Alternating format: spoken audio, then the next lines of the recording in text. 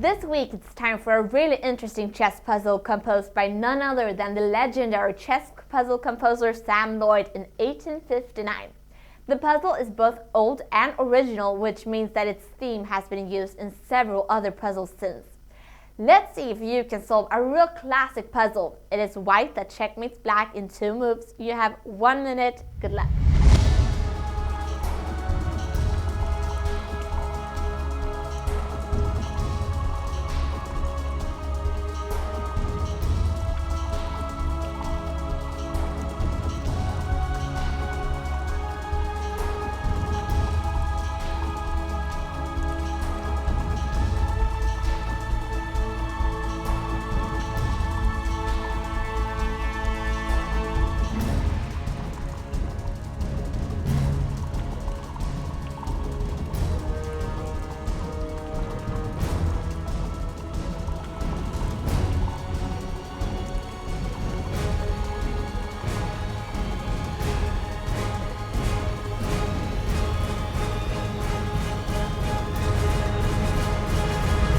If we want to, we can win the rook by playing queen to c6 check, but if we want to checkmate in 2 moves, we need to play something completely different in this position.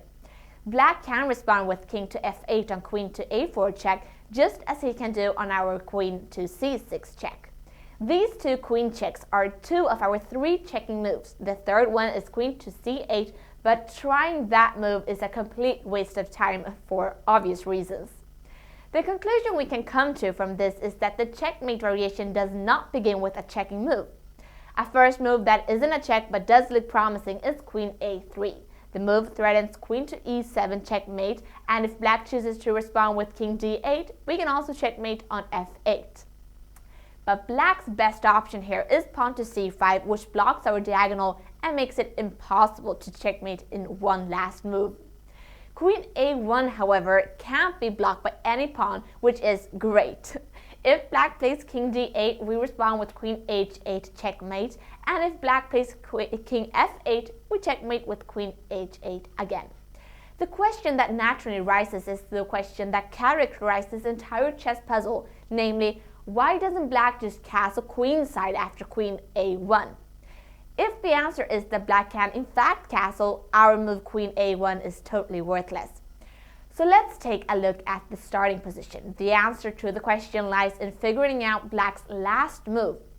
Black's last move cannot have been a pawn move because the pawns are standing on their original squares.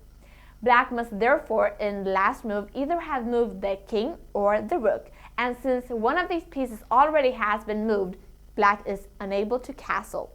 So this means that our move queen a1 is the right move, which leads to checkmate on h8.